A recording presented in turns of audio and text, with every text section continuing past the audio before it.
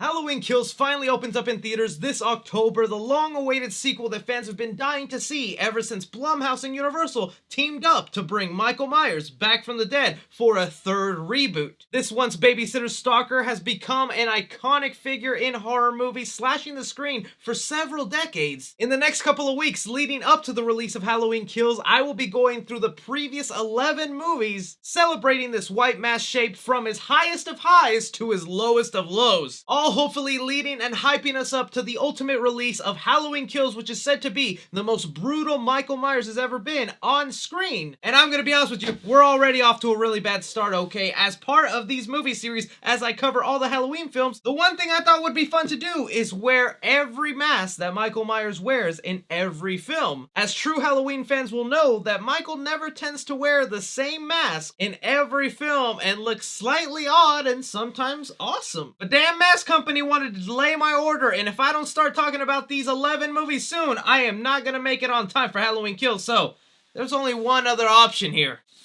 Like they turned Captain Kirk's face into Michael Myers, I'm gonna have to turn my own face into Michael Myers. I always thought it'd be me getting canceled on this channel where I'd have to then start making makeup tutorial videos, but looks like today's gonna be the day. When you see this face again, it'll be whiter than it already is. And that's pretty white. Cue the copyrighted free John Carpenter music.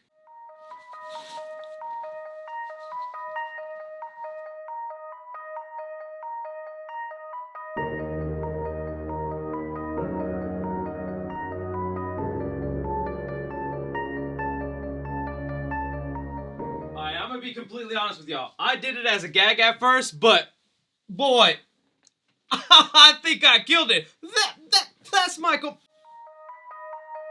That's Michael Myers right there. Oh, I knocked it out of the park right there. If that don't make you hit that like button and subscribe, I don't know what will. But let's go ahead and dive into the first Halloween movie that started a franchise, John Carpenter's Halloween from 1978. Now, I gotta admit, it's gonna be a little tough talking about Halloween's 1978 because there's already been countless YouTube videos made about this specific movie, heck, all the other 11 films. There's really not much more praising I can do for this film that hasn't already been said. Like, I can throw off the basic trivia that you always hear, that it was once titled The Babysitter Murders, that it was basically made on pennies with a budget of $300,000. But the thing I want to acknowledge the most with John Carpenter's Halloween is how I believe it started off the slasher genre that we know today. Now, obviously, slasher films existed prior to John Carpenter's Halloween, but the basic formula for what they are, how they go down, is something that I believe was birthed right here in 1978 with this movie that still has a formula that people use to this day. Getting a bit of my head of myself though, already with the opening of this movie, before you even get a shot of any human characters, you get the iconic John Carpenter music that to this day still gives me chills, and I feel we can all agree is just the national anthem for the actual Halloween season in real life. There's not a Halloween that's gonna go by where you don't walk the streets, go to a haunted house, go trick-or-treating. Anything involving Halloween, you're gonna run into this iconic theme. But the movie begins on Halloween night in 1963 as we get a POV shot of a stalker coming close to a house. Us who have seen this movie countless of times already know that this is young Michael Myers, but just looking at it from the perspective of a first-time viewer who went and bought a ticket for Halloween in 1978 was not expecting that at all, but just a regular stranger intruder coming upon a random house, seeing a couple of teenagers get it on. I think it makes it a little scarier when you find out Mikey was peeping on his own sister. Did he start the stepbro genre? What are you doing, stepbro? Michael. But as our young and wild teens head upstairs to play a little game of the zucchini hidden in the pumpkin, Michael enters in the house through the back, grabbing his iconic knife, leading to our first murder in the movie. Not the girlfriend. John Carpenter ruining the reputation of this boyfriend. I wanted to give this man the benefit of the doubt, but I countered it. The boy finished the hanky-panky in 1minute and 15 seconds. And I gave the boy ample time. I started the countdown as soon as he went off screen, thinking the man just likes to work fast, and boy, he works Barry Allen fast. My name is Barry Allen, and I am the fastest man alive. But it is fascinating to see the steps Michael takes right before going after his sister, like picking up the clown mask from the floor, peeping on his sister once more, and then staring at his hand as he stabs. The man is a lover of his work. Look at that stroke. Finishing the deed, walking out the house, seeing his parents with the shock on his face of what just happened. And actually that clown mask, oh my, no. I wanted to wear a mask from the first movie. I could have just worn this. I didn't have to. But we jump 15 years later, the night before Halloween, and we meet another iconic character in the Halloween franchise, Dr. Loomis, played by Donald Pleasance. He's accompanied by another future legacy character, Nurse Miriam, who are on their way to the insane asylum where Michael is being kept. Immediately, I love how John Carpenter already establishes the continuous threat that Michael is, with Loomis mentioning how badly they need to tranquilize this man as they're moving him. What do I give him when we take him in front of the judge? Thorazine. He'll barely be able to sit up. That's the idea. But also so powerful, he doesn't even want to use pronouns. Don't underestimate it. Don't you think we could refer to it as him? If you say so. Smartest man in the franchise, he knows you can be stabbed by Michael, but if you get canceled by him, oh, it's over. You're done. You're not coming back for the sequel. These were some of the first shots that haunted me as a child, just going up to an insane asylum and seeing these patients just roam around in their white robes in the middle of the dark, knowing that one of them is supposed to be Michael Myers, just really continues to set up the atmosphere perfectly. Michael does, however, eventually spring into action, jumping on top of the car Spider-Man style, and actually scratch that the man is more like Batman, because right there you can see him using a gadget to smash that window. Nurse Miriam does make it out alive this time, only to eventually be killed over and over by Michael Myers in his future movies, but we're getting ahead of ourselves. Michael jumping into the front seat of the car and adding Grand Theft Auto to his already long list of crimes. This is the stuff that you let go of when you were a kid admiring this movie, just being captivated by some of that red lighting and cinematography they were able to pull off for that time. But now as an adult watching it over and over, it does kind of irk you, like, how did this spoiler... Loomis says it best. Field is 150 miles away from here. Now, for God's sakes, he can't drive a car. He was doing very well last night. Maybe someone around here gave him lessons. Alright, class. Lesson 1 of driving with Vin. First rule, family. Second rule, don't forget the first rule. Michael, you listening? Write that down, write that down!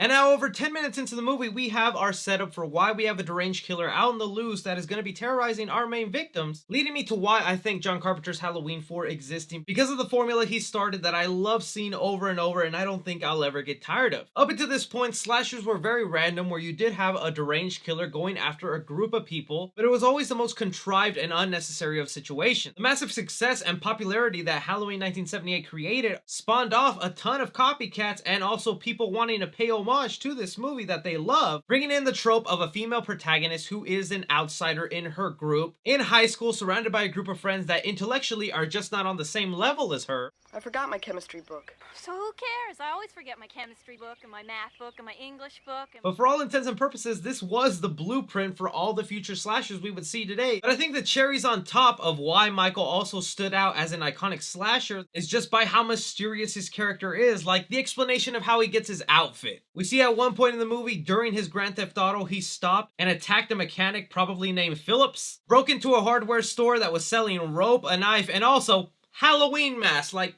yeah, that's typical. But again, maybe that's just how revolutionary John Carpenter was, because if I go to Home Depot or Lowe's right now, which I would consider hardware stores, I could find me Halloween decorations. John Carpenter always revolutionizing things. But the fact that Michael wanted to actually drive by and admire his work of stealing random items from a hardware store and seeing what goes down, it just leads the audience to think, what is this man's motive? What is his purpose? Because the only reason he starts following Laurie Strode around is because she invaded his personal space. The man believes in being 6 feet apart, and Laurie, you broke that rule. That's the closest thing to a motive that we get out of this film, is that Laurie just happened to step on his property. Michael took that personally and made it his day's mission to stalk her and anyone she came in contact with. I do gotta say, even as a kid, I laughed so hard at the thought of Michael driving by in his mask and the way he pokes his head. It really comes off like the man is wanting to ask for directions, or the iconic stalking behind a hedge. It's all stuff that I think at the time just made the viewer uncomfortable, because we don't realize what he's doing or what his plan is. Does he want to intimidate Laurie? Does he actually want to be seen? Was it a mistake and this guy's just the worst hunter of his prey? Because you gotta admit, if you're a stalker and you want to go after somebody, why wear a bright white mask? And that's not me judging it. I absolutely love the iconic white mask for Michael Myers, and it's something today that I still get mad about with modern slashers. Anytime you see a new slasher, I think the costumes are always just so uninventive and always deal with a black hoodie that's zipped up and some random mask. I know originally they wanted a clown costume to be the outfit that adult Michael Myers wears in contrast to his kid costume, but just the pale white emotionless face definitely did the job way better. The other big thing I want to praise about John Carpenter's Halloween is just the amount of time he took to build up to the kills. Because rewatching this Halloween movie, the kills are pretty spread out and really don't start happening until the final moments of the movie. I think that's something that'd be really impossible to pull off today, but John Carpenter uses it to his advantage to build up the tension and have the audience on the edge of their seat knowing that there's this mass killer that our main characters don't even realize they're about to be victim to. He's a guy who can carry tombstones with his bare hands,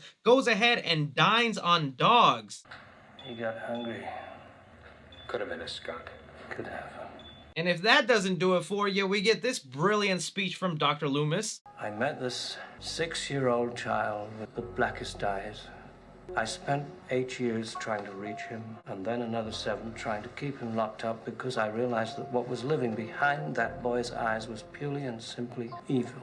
It's almost like an appetizer working up to when you finally see the kills. You get an idea of the madness behind that mask and how this guy is just brutal. Leading me to the third act where we have Laurie Strode babysitting Tommy Doyle and Lindsay Wallace, enjoying a cozy end of the day for Halloween, watching a horror movie, The Thing. Much respect, John Carpenter, because I love your version of The Thing you eventually make. Carving pumpkins, reading comic books, and also watching Michael Myers carry dead bodies. I do love how Dr. Loomis thought of the great idea to just wait outside of the Michael Myers house. Like if he was gonna catch Mikey Boy coming home with groceries in his hand, like, oh, this is awkward. But as Laurie and the kids are comfortably across the street, we see Michael pin in on his next couple of victims, the wild teenagers going at it in their friend's house. Now, I also love how in this shot of the teens going at it, they thought it was just best to throw in that carved pumpkin there, like that's something everybody does. Who doesn't want to go ahead and spank and bang with the smell of burning pumpkin in the air? Just, oh yeah! The Carpenter here setting up a future cliche of the dumb teenagers who do drugs, drink, committing an ultimate sin that will be paid at the hands of Michael himself. The setup of him killing the character of Bob in this movie is probably my favorite kill in the film. Not only because it's a signature kill for Michael Myers himself, but it also shows off just how brutally strong this man is. Being able to pick up this dude who is about his size, stab him so hard that his knife goes through his body and still pierces the wood behind him, letting it float in the air, and Michael continuing to shock the audience by standing back, admiring his work, and doing another signature move of tilting the head. It's things like this that aren't explicitly said in the movie that makes you just wonder and admire Michael of like, so does he find pleasure in killing? Is that why he does it? But even then, when you think as an audience member you figured it out, okay, the dude's just a sicko who enjoys killing, Michael decides to play a little bit with his victims, pretends to be the boyfriend, even going as far as to putting on the glasses. Like, Michael has a sense of humor. There really is no other way to go about it. Michael thinks he's being funny right now. And after laughing his butt off inside that plastic mask, he decides to end off another one of Laurie's friends, as Laurie listens in thinking it's all part of a practical joke. Still, the movie shows you how much the protagonist is different from her other counterparts, where her friends were idiots when they walked into this house thinking that, oh, they probably went late at night to the grocery store with the kids. Let's just start making love in the couch in the bedroom. Laurie shows she's different in that even though this might be a practical joke, I need to go investigate and see if my friends are okay. Laurie's suspicions are proven true as she stumbles upon her dead friends' bodies. At least I'd like to think this one's dead. She just might be staring at something. What's she looking at there? Leading to a beautiful shot of Michael just coming out of the shadows, going after Laurie, grazing the side of her arm, causing her to fall down the stairs. This is again where we thank Carpenter once more for setting up a blueprint for future slashers, the chase scene. This is what all the buildup had been leading up. Michael going after the main character for invading her space, getting rid of all her friends, leaving her as the last one, and I gotta say, you are on the edge of your seat. Having Michael just walk casually to his victims, Laurie not able to find shelter, and also the weight of having to take care of the kids she's babysitting. Tensions is as high as they can be. I do love how at this point we find out that Dr. Loomis finally decides to turn his head the other direction and realize that the car Michael stole was in front of him all along. Like, Still love you, Loomis. But as Loomis decides to walk over at the same pace of Michael Myers, we get to see Laurie and Mikey battle it out. And John Carpenter makes sure that all this buildup and waiting is worthwhile because the man has so many false endings. So many moments in here where a regular person that Michael Myers is said to be in this first movie at least would fall fatal to, like a stab in the neck or a coat hanger in the eye followed by what appears to be a knife to the stomach. Then again, that stab to the stomach might not have been fatal at all. I mean, do you see the way Michael gets up? The boy probably invented 6-minute abs. Aerobics. But in the final minutes of the movie, Loomis comes to the rescue, saves Laurie by shooting Michael 7 times, having him fall off the balcony to the ground. Us, the audience, thankful that Tommy Doyle just doesn't happen to have a trampoline in the backyard, because you gotta admit, that would have been badass. To this day, I am still puzzled why John Carpenter decided to end the movie off that way. Because while I think it's beautiful and almost a nice victory lap to this amazing horror movie where it shows you all the different scenes we just witnessed, the fact that Carpenter never had the intention to make this a franchise or even make more movies has me always fascinated to how people interpret the ending of Halloween. Is Michael Myers actually the manifestation of the boogeyman that was mentioned throughout the movie? Is Michael a metaphor for evil and how evil just never seems to die? Or is Michael just one tough SOB human that just always seemed to get lucky with whatever fatal wound he was given? Whatever interpretation you might have, I'm just happy this movie exists because it popularized the genre that is my favorite sub-horror genre, the slasher. And there's something so poetic and amazing to me that to this day, decades later, it's still popularizing the genre, with Halloween 2018 being a direct sequel to this movie, igniting the fires once again that people want to see slashers, so much so it led us to Scream 5. Those are just my thoughts on Halloween 1978. I hope you guys enjoy this and will follow along with me for the remaining 10 Halloween movies, because it's gonna be a bumpy road. Don't forget to like, subscribe, follow me on Twitter at 3C Films or on TikTok at 3C Films. But as always, I'm Chubby Michael Myers. Take care.